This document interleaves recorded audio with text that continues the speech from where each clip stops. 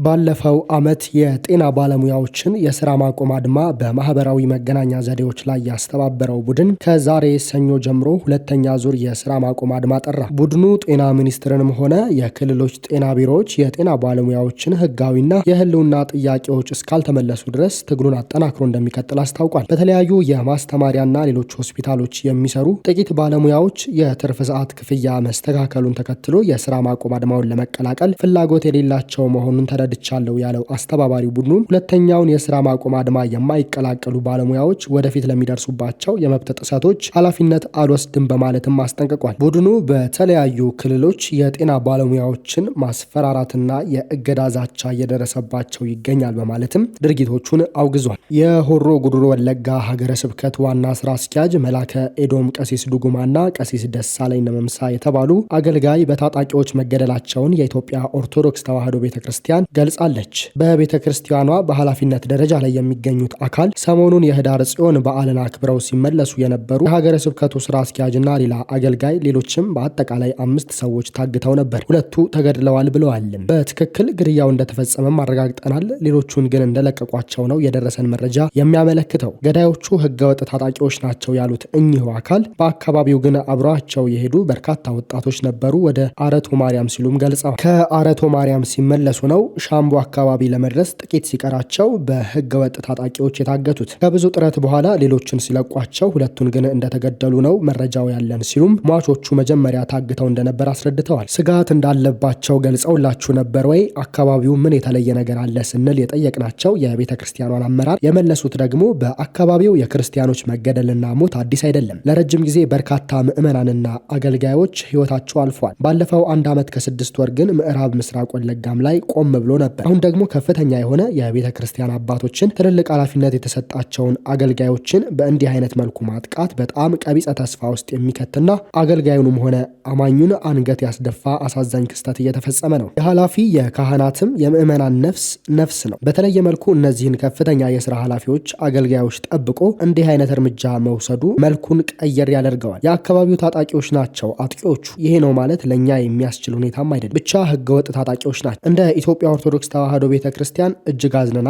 ጉዳዩንም ከምስራቅ ወለጋ ሀገረ ስብከት ጋር እየተነጋገርን ከሆሮ ጉዱሩ ሻምቦ ወለጋ 2ቱ ምስራቅ ወለጋም ሆሮ ጉዱሩ ሻምቦንም የብፁዕ አቡነ ኒቆዲሞስ ናቸው። ጉዳዩን በሪፖርት መልክ ለቅዱስ ሲኖዶስ ለማቅረብ ዝግጅት እያደረግን ነው ብለዋል። ባለፉት ዓመታት ምን ያክል ምዕመናን ተገድለዋል ለሚለው ጥያቄ ጥናት ይጠይቃል። ምክንያቱም መረጃ የመለዋወጥ እድሉ በጣም የጠበበ ነው። የኔትወርክ መቋረጥ፣ አገልጋዮች በፍርሃት ውስጥ መሆን፣ የዶክመንት ልውውጣችን ምቹ አለመሆን ሲሉ መልሰዋል። በጥቅሉ ብዙ ምዕመናን ህይወታቸውን አጥተዋል። ብዙ አገልጋዮችም ከሞት ባሻገር በመሰደድ ያልተረጋጋ ኑሮ ተዳርገዋል። የሆነው ሆኖ ግን ይህን ያክል ቁጥር ነው ብሎ ለመግለጽ የተጨበጠ የተሰነደ መረጃ ማቅረብ ይጠይቃል። ግን ምዕመናን የተረጋጋ ኑሮ እየቀጠሉ አይደለም። በቦታው አገልጋዩም ይሄ ይከተለኛል ብሎ ከአገልግሎቱ ተቆጥቦ ነው ያለ እና በመንግስትም በኩል ልዩ ትኩረት የሚሻው ጉዳይ ይመስለኛል ሲሉ አክለዋል። የምዕመናንና አማኞች ግድያ፣ እገታ፣ መፈናቀል ተስፋፍቷል። ቤተክርስቲያኗ ምን ጥረት አደረገች ለሚለው ጥያቄ ጫና ማድረግ አለባት የሚሉ አስተያየቶች እየተሰጡ ነው። ቤተክርስቲያኗ እንዲህ አይነት ጥቃት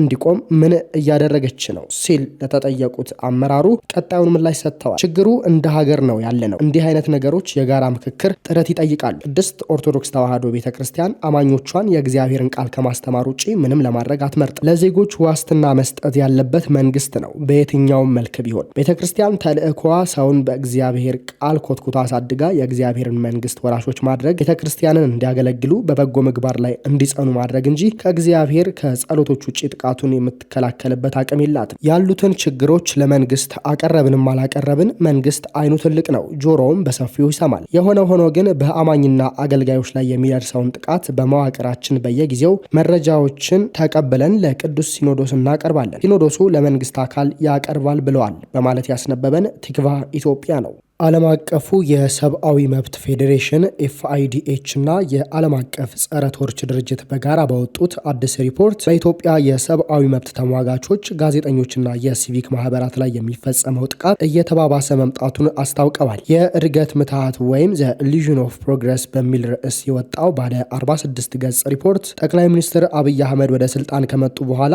የሲቪክ ምህዳሩ በአሳሳቢ ሁኔታ እያሽቆለቆለ መምጣቱንና ቀደም ሲል ታይተው የነበሩ ተስፋ ተስፋ ሰጪ ለውጦች መቀልበሳቸውን ይዘረዝራል። ሪፖርቱ በዋናነት የሚከተሉትን አሳሳቢ ጉዳዮች አንስቷል። በሰብአዊ መብት ተሟጋቾችና ጋዜጠኞች ላይ የሚፈጸመው ማስፈራራት፣ ያለ ፍርድ ቤት ትዕዛዝ ማሰርና ማዋከብ የተለመደ የአስተዳደር መሳሪያ ሆኗል ሲል ሪፖርቱ ይወነጅላል። እንደ ሪፖርቱ ከሆነ ከ2019 እስከ 2024 ባለው ጊዜ ውስጥ ብቻ 201 ጋዜጠኞችን ያካተተ 244 እስራት ተመዝግቧል። ቶርች ወይም ለማመን የሚከብድ አካላዊና ስነ ልቦናዊ ድብደባ እንደገና አንሰራርቷል ያለው ሪፖርቱ በተለይም በአዋሽ አርባ ወታደራዊ ካምፕ ውስጥ ተጠርጣሪዎች ያለ ፍትህ ሂደት በጨለማ እንደሚታሰሩና ኢሰብአዊ አያያዝ እንደሚፈጸምባቸው ገልጿል። ተደጋጋሚ የአስቸኳይ ጊዜ አዋጆች ተቃውሞን ለማፈንና የፕሬስ ነጻነትን ለመገደብ እንደ ዋነኛ መሳሪያነት የዋሉ መሆናቸውን ፌዴሬሽኑ አመልክቷል። መንግስት የሲቪክ ማህበራትን ለመቆጣጠር በረቀቀ መንገድ የማፈን ስልት እየተከተለ መሆኑንና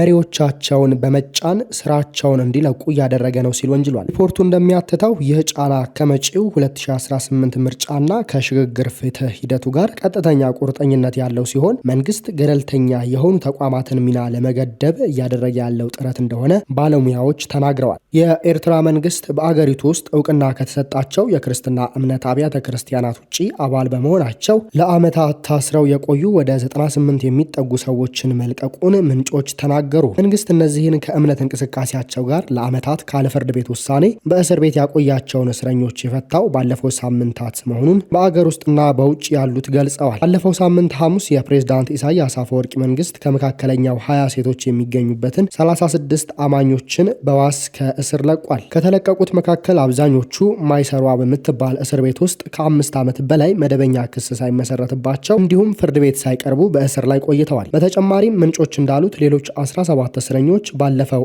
አርብ ከእስር ቤት እንዲወጡ ተደርገዋል። ከ2 ሳምንት በፊት ደግሞ ለ3 ሳምንታት ካለ ፍርድ በእስር ላይ የቆዩት 16 ሴቶችን ጨምሮ 26 ሰዎች ከእስር ተለቀዋል። ቀደም ሲል ደግሞ 19 ሰዎች ከረን ውስጥ ከሚገኝ እስር ቤት መለቀቃቸውን ምንጮች የገለጹ ሲሆን ከመካከላቸው 3ቱ ሴቶች ናቸው። የኤርትራ መንግስት በሃይማኖታቸው ምክንያት ለዓመታት ያለ ፍርድ በእስር ላይ የቆዩትን ሰዎች የፈታበት ምክንያት ያልታወቀ ሲሆን ይህንን የእስረኞችን መፈታት በተመለከተም በይፋ ያለው ነገር የለም። የሰብአዊ መብት ተቆርቋሪ ድርጅቶች እንደሚሉት በርካታ በመንግስት ያልተመዘገቡ አብያተ ክርስቲያናት መሪዎች ካለ ፍርድ 2 አስርት ዓመታት ለሚጠጋ ጊዜ በእስር ላይ ይገኛሉ። የሰብአዊ መብቶች ተከራካሪዎች እንዲሁም በመንግስት እውቅና ያልተሰጣቸው የሃይማኖት ቡድኖች በርካታ ተከታዮችና መሪዎቻቸው አሁንም በእስር ላይ እንደሚገኙ ይናገራሉ።